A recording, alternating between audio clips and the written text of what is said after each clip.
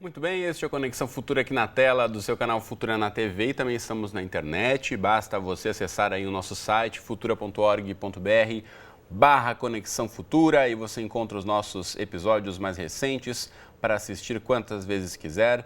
E também aqui embaixo tem os links para você acompanhar nossas novidades nas redes sociais. E hoje é dia do nosso quadro em parceria com o site Porvir.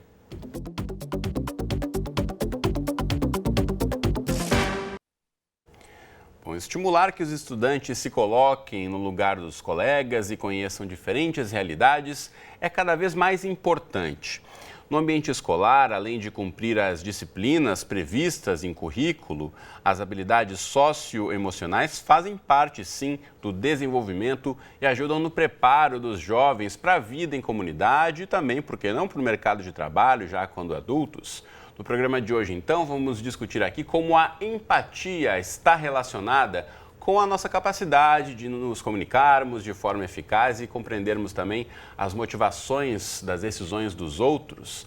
Para essa conversa, a gente recebe aqui no estúdio a educadora Tônia Casarim, que está aqui ao meu lado, é autora do livro Tenho Monstros na Barriga. Tudo bem, Tônia? Bem-vinda. Tudo bem, bem-vindo. Obrigada. Obrigado pela presença. Também conosco aqui no estúdio está o Tiago Tristão Arteiro, que é professor do Instituto Federal Campus Corumbá, lá em Mato Grosso do Sul. Tudo bem, Tiago? Bem-vindo à Conexão. Obrigado. E ainda conosco daqui a pouquinho, fala a repórter do site Porvir, nosso site parceiro, Tatiana Klix, vai conversar com a gente diretamente de São Paulo. E você em casa, como sempre, também é nosso convidado. E já começo aqui passando a palavra, eu quero ouvir primeiramente o Tiago, que eu sei que trabalha com garotada na escola. E essa questão de se colocar no lugar do outro nem sempre é uma prioridade na cabeça da garotada, né? A gente sabe que sempre tem um que quer aparecer mais que o outro, é uma competitividade natural entre as crianças, né? Como é que é, primeiramente, tentar organizar isso e tentar trabalhar a empatia com os jovens? Os jovens, eles possuem as relações que eles estabelecem e isso vem no desenvolvimento desde a infância. Então, eles partem de uma fase mais egocêntrica e eles vão descobrindo os colegas e as pessoas que estão ao redor, mas ao mesmo tempo eles vão se diferenciando. Então, ao mesmo tempo em que eles vão se abrindo para o mundo, eles também vão se individualizando. E na adolescência, por eles estarem numa fase em que eles se desvinculam um pouco daquela ligação somente com a família, com os pais, eles querem aprender coisas novas, geralmente com os amigos, eles querem se destacar e adquirir uma segurança que eles encontram também com a turma, com os colegas. Tentar criar a sua própria personalidade, a sua autonomia dentro do grupo, né? Eles vão se testando até onde eles conseguem, até onde eles podem. Eles têm inseguranças, têm medo, sim. Mas isso, a questão da empatia, a gente pode pensar ela nessas relações sociais e também no aprendizado por questões neurológicas, da questão emocional estar intrinsecamente relacionado ali com a aprendizagem e com o acesso à memória, que seria a ligação da amígdala do cérebro com o hipocampo responsável pelo acesso à memória e às lembranças. E isso acontece de uma maneira dinâmica nas relações que eles estabelecem, tudo que eles vão aprendendo no decorrer do desenvolvimento deles. Bom, a Tônia está aqui ao meu lado, também é educadora, e a gente sabe da importância disso, né? Tantas pesquisas já foram feitas em relação a trabalhar as habilidades socioemocionais também dos alunos na escola. A gente vê muito aí que nas escolas, infelizmente, há mais tempo dedicado à questão de cumprir currículo do que pensar em preparar esse jovem também como cidadão, como essa questão de se colocar no lugar do outro. Como é que você vê o espaço da escola para tentar aí trabalhar um pouco melhor, desenvolver melhor essas questões também? Acho que o espaço da escola é um espaço super propício para trabalhar isso, né? Até porque as crianças passam bastante tempo na escola, né? E a gente tem uma ideia de desassociar essa aprendizagem do currículo normal. Acho que o grande desafio é conseguir integrar o currículo que a gente já tem, essa necessidade de cumprir um currículo enorme, né? Com o desenvolvimento dessas habilidades sociais e emocionais. Então, nas formas de cumprir o currículo mesmo, é o professor ter essa postura de, aos poucos, ou na postura dele do dia a dia, tentar incorporar essas questões. Claro, e é super possível, né? Fazer trabalhos em grupo, trocar os grupos, fazer com que as crianças consigam enxergar o outro, entender qual é a posição do outro, se colocar na posição do outro, ou fazer argumentações que sejam, primeiro você tem que defender um lado, depois você defende o outro, isso faz com que você se sinta de fato no lugar do outro. Então isso para a criança é incrível, porque é um potencial ali para ser trabalhado, o professor tem essa autonomia dentro de sala de aula, a gente só precisa dar um pouquinho mais de ferramenta para o professor, de fato, conseguir pensar em possibilidades reais dentro do currículo dele, né? Não vamos pensar para ele criar outras coisas, porque pode até gerar uma certa rejeição com esse novo currículo, né? Mais uma coisa para o professor. Mais uma coisa para o professor fazer, né? E, na verdade, não. O que a gente quer mesmo é integrar, porque tem possibilidade para fazer isso.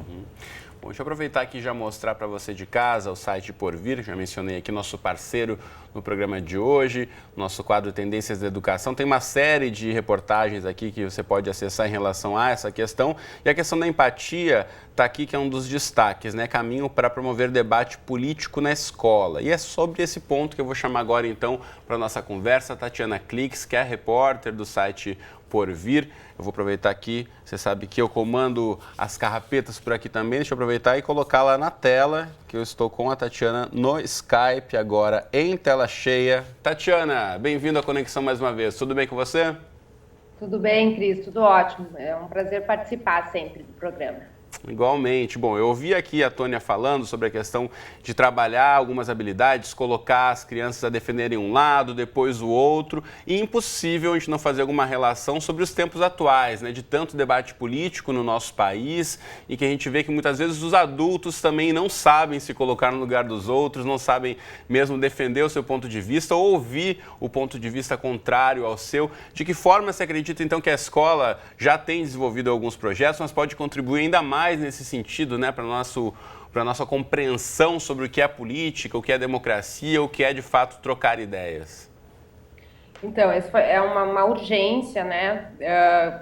O momento político atual ele tornou essa questão ainda mais urgente, tanto em termos de sociedade, a gente preparar os jovens para fazerem melhores debates e melhores críticas aos seus governos e aos seus problemas da comunidade, como a própria convivência dentro da escola. A gente trabalha com esse tema de educação, das habilidades sociais e emocionais, trata muito desse assunto, e a gente percebeu por relatos de professores e de gestores, diretores de escola, que essa estava sendo um problema, uma questão que os professores estavam enfrentando independente do currículo no dia a dia, né? que os alunos estavam muitas vezes brigando e usando, enfim, os argumentos, as questões que eles ouviam fora da escola, ouviam dos seus familiares, e não estavam conseguindo justamente se conversar sobre isso e se relacionar, isso estava aparecendo na escola. Então a gente fez algumas reportagens sobre o assunto, a Tônia inclusive nos ajudou, né? A gente ouviu algumas dicas da Tônia,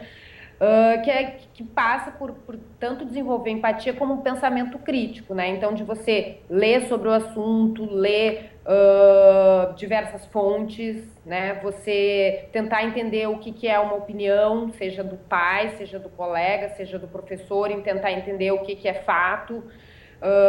E aí, enfim, através de pesquisas e de atividades também, onde o aluno se coloca no lugar do outro, né? Então, vamos fazer um julgamento, por exemplo, né? Uma atividade que pode acontecer é um julgamento sobre alguma questão. E aí os alunos têm que defender um lado, têm que defender o outro, depois trocar as defesas, entender argumentos, o que é argumento, o que é agressão. Então, são algumas atividades que podem ser feitas, tirar um pouco do fato atual e colocar em outras dimensões, né? Então, filmes também e livros são uma ferramenta que não é tão difícil e é possível, né? Então, você coloca, por algum momento, pelo menos ao assistir um vídeo, coloca os alunos numa outra situação que não a deles, diante de outra questão política ou qualquer questão. Então, são maneiras que os professores podem fazer, que a gente tem dado essas dicas no nosso site. Agora, você acredita, Tati, que exista uma idade mínima para começar a discutir essas questões? Ou a gente pode já trabalhar desde os pequenos, essa questão mesmo da argumentação ou da divisão de grupos, de incentivar aí a diversidade de pensamentos? Eu acredito que desde bem pequeno, né? É óbvio que a gente vai trabalhar de um jeito, com um aprofundamento em relação a algumas questões críticas com crianças do ensino fundamental 1 ou da educação infantil, com outro tipo de argumentação no ensino médio, né? A bagagem que cada um tem, o senso crítico que cada um tem é diferente, mas você pode, com questões do dia a dia, independente da idade, fazer esses exercícios de se colocar no lugar do outro, né, desde pequeno. Então, questões de diversidade, por exemplo, né, algum colega que tem algum tipo de dificuldade de aprendizagem, que tem algum tipo de deficiência, tudo isso passa por você desenvolver a empatia também, né, ou alguém que gosta de uma coisa e a família não gosta, religião aparece muito cedo também, e acho que cabe, o espaço da escola, ele é muito, muito útil e muito importante para já colocar esse tema em discussão. Sem dúvida. Volto a falar com você daqui a pouquinho, Tati, vou voltar aqui para o estúdio. Tiago, você falava um pouquinho sobre essa questão da construção mesmo, né? Das condições cerebrais desde pequeno. A gente sabe que a criança muitas vezes é até subjugada, né? Que o adulto não vai conseguir entender, mas de fato sim, desde pequena a criança já está percebendo o seu ambiente. Como é que você vê essa questão de trabalhar já desde eventualmente aí, o ensino fundamental 1, questões de argumentação com os pequenos? Vocês mencionaram a questão da idade, né? Embora uma região do cérebro, o córtex órbito frontal, ele se desenvolva lá próximo, no final da adolescência, 18 anos, que é uma capacidade um pouco mais plena de ter esse olhar crítico, esse pensamento crítico, mas ele vem se desenvolvendo durante toda a infância e toda a adolescência, mesmo no início, na infância, durante toda a adolescência. Então, assim, tanto a neurociência traz um pouco essa contribuição do desenvolvimento, mas também a questão crítica, o pensamento crítico, uma tendência pedagógica que valoriza também o olhar crítico do aluno. Então é uma diferença muito grande assim no trabalho do professor. O professor carismático somente, isso não quer dizer que ele está se colocando no lugar do aluno. De repente o aluno gosta dele, achou a aula dele legal, mas o professor que tem essa empatia, ele percebe ali no aluno que ele é um cidadão, que ele é um sujeito social, que ele precisa ter esse olhar de questionar, de entender que as coisas estão além daquilo que parecem.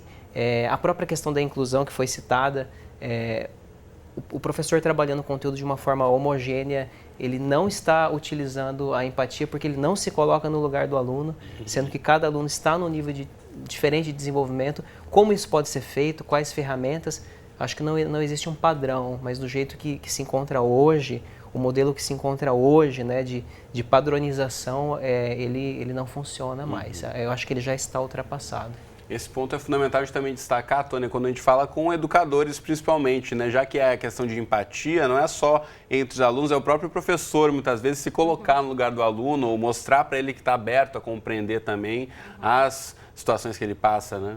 Claro, o aluno com o professor e também os pais, né? Que quando a gente fala de educação, a gente tem Não tem como desassociar a família, não tem, né? São vários atores, né? Todos responsáveis pela educação da criança. Então, falando até um pouco da questão cerebral, a gente tem neurônios espelho, que desde pequenininho, quando você dá a língua para uma criança, ela responde também dando a língua e aquilo se torna uma brincadeira.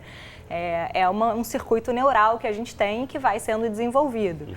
Né? Então, o pai brinca dando a língua para o filho ou fazendo careta e o filho imitando. E essa forma que a gente tem no cérebro, ela vai sendo desenvolvida até a gente ficar adulto, né? Então, o professor também adulto, a gente brinca que a gente exige das crianças, né, que elas sejam empáticas, mas esquece que muitas vezes os adultos não sabem ser empáticos, né? Então, o professor também deve se colocar no lugar do aluno. Uma aula tem que ser interessante, tem que ter um aprendizado, tem que ter significado para o aluno, né? Então, é um pouco dos dois lados. É impossível a gente trabalhar a empatia se o exemplo que a gente tem dentro da escola, dos adultos, são adultos que não são empáticos, que não conseguem ouvir o aluno, que não estão abertos a essa discussão, a se colocar no lugar deles. né? Então, as crianças, elas copiam muito bem os adultos. Então, isso desde pequeno, em qualquer circunstância, né? A Com criança certeza. pequena já imita a mãe, já imita o pai, já tem esses comportamentos, então isso vai ser levado ao longo da vida, né? Exatamente. Então, nós, adultos, temos uma grande responsabilidade de sermos exemplos para as crianças. E com certeza dentro da sala de aula há uma infinidade de possibilidades. Eu quero aproveitar e colocar na tela agora mais uma reportagem que saiu no site Porvir, que fala exatamente sobre o trabalho que o professor Tiago Tristão Arteiro vai falar um pouquinho mais para a gente lá em Campo Grande, Mato Grosso do Sul, que alia aí educação física e pedagogia sociocultural para formar cidadãos. Pode até parecer um título que é complicado, mas como é que é na prática, Tiago? E a gente sabe que a garotada gosta e se envolve. Como é que é, na verdade, trabalhar essa questão de educação física com questões cerebrais? Olha aqui, a criançada brincando e tudo mais, um se colocando no lugar do outro, literalmente, né? Eu gosto muito dos elementos que a pedagogia histórico-crítica ela traz.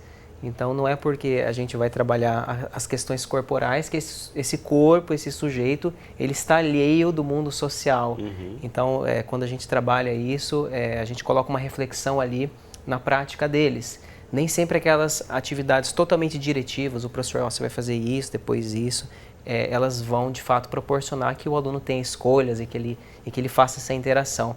Mas, embora a empatia seja algo que parece subjetivo, a gente tem que trabalhar de forma objetiva, principalmente com a criança. Então, essa matéria, na época que eu trabalhava na rede municipal ainda, eu tinha a oportunidade de extrair das crianças essas reflexões sociais. A gente se coloca no lugar do outro em que sentido? E aí a gente argumenta com o aluno, trabalha de forma objetiva essa questão. Porque o nosso corpo ele está intimamente ligado à questão da filogênese, à questão da ontogênese, do desenvolvimento da humanidade, e isso assim, num contexto político, num contexto cultural, que difere de um local para outro. Então, trabalhar isso de maneira objetiva, parece que é mais uma coisa que o professor vai trabalhar, mas não tem como o professor fazer nenhum tipo de trabalho relevante sem ele considerar o desenvolvimento sociocultural e o desenvolvimento social das crianças, né? Sem dúvida. É uma questão que preocupa e tem chamado a atenção de educadores e pesquisadores, não só aqui no Brasil, no mundo todo há uma tendência forte de pesquisa nesse sentido. Vou aproveitar e mostrar aí para você de casa, por exemplo, no site das Nações Unidas, assim, um programa da ONU que incentiva o engajamento de jovens ibero-americanos, né, que são os jovens aí do Brasil, Chile, Costa Rica, Guatemala, Honduras e vários outros países, até Portugal e Espanha, que mostra um pouco também aí a gente tem tantos países próximos ao Brasil que muitas vezes a gente desconhece tanto, né? A gente conhecer um pouco mais, incentivar que os jovens conheçam a realidade dos nossos vizinhos aqui, com certeza vai fazer a diferença aí para as próximas gerações. Mais uma iniciativa bacana que eu vou mostrar aqui, que está no site Porvir, que é muito legal, que é desenvolvida na Dinamarca, que é aqui a Biblioteca Humana, quer que você deixe as aparências de lado e incentiva aí que os voluntários são os livros usados para combater preconceito e promover a empatia. E vou colocar aqui a Tatiana novamente na nossa tela cheia para comentar um pouquinho para a gente. Tati, isso na verdade é muito bacana, né? As pessoas são os próprios livros e aí combate preconceito. Sabe que Dinamarca, né? Está lá na Europa, um continente que tem passado por uma série de discussões em relação à imigração, né, e a rejeição de muitas pessoas que vêm de outras nacionalidades. É uma questão que aqui no Brasil a gente até sofre de outras formas, mas importantíssimo ser trabalhado também a gente pensar nessa questão de combate ao preconceito de uma forma geral, né? Com certeza. Esse projeto ele é muito diferente, assim, muito bacana, e ele nasceu na Dinamarca, mas ele pode ser implantado em qualquer país, inclusive ele existe em vários países. E é uma ação, assim, alguém pode pegar, né, liderar um grupo para promover essa biblioteca humana. Então, essa metodologia assim, pode ser aplicada até numa escola aqui no interior do Brasil, se for o caso, né? Com certeza. E a ideia é essa, é fazer isso ou em bibliotecas, eles chamam de bibliotecas, ou em escolas, em museus, em festivais, e é um trabalho voluntário mesmo, né? Então, tem pessoas que se tornam livros, né? As suas próprias histórias se tornam livros. E os leitores são outras pessoas que, durante meia hora, ouvem a história dessa pessoa e podem fazer algumas perguntas, mas eles precisam realmente ouvir. E aí os livros são todos sobre questões ou de gênero, ou de etnia, ou de estilo de vida, né? São histórias de pessoas que se tornam esses livros, que são histórias que envolvem alguma dificuldade, ou que sofrem algum preconceito, ou que, enfim, tem uma questão social também. E os leitores, então, têm que ser, né, pessoas que são apresentadas a essa realidade, têm essa oportunidade de ouvir e se colocar no lugar, né, de ter uma empatia. Então, transexuais também, enfim, tem uma série de histórias, refugiados, como tem muito, né, na Europa está bem disseminado esse projeto, então tem a questão dos refugiados aparecendo muito, a questão étnica aparecendo bastante, é muito, muito interessante, assim, acho que até é uma boa ideia de trazer essa prática para o Brasil. Sem dúvida, até se falou a questão de gênero, aproveitando que estamos aí na semana do combate à homofobia, que celebra o orgulho gay também, isso é uma temática difícil de ser levada para dentro da escola, então pode ser uma oportunidade, até uma ferramenta para aproximar um pouco, né? Porque muitas vezes ouvindo as próprias histórias de outras pessoas, os alunos vão se colocar no lugar daquele que sofreu preconceito ou que está sendo discriminado. E é importantíssimo ouvir aqui a Tatiana falar sobre essa questão de ouvir. Em algum momento parece que a gente perdeu essa habilidade, né, Tônia? Ou a escola mesmo, ou mesmo dentro da sociedade, a gente não tem mais tempo ou paciência, né? Nesse tempo de Twitter, de tudo é muito rápido, é muito dinâmico, você não para mais para ouvir as pessoas, né? De fato, a gente tem que reaprender a ouvir, né? Acho que tem duas grandes coisas que a gente não sabe fazer. Um que é ouvir e o outro é a gente definir certo e errado, um lado ou outro, né? Eu acho que o mundo é muito mais complexo do que isso.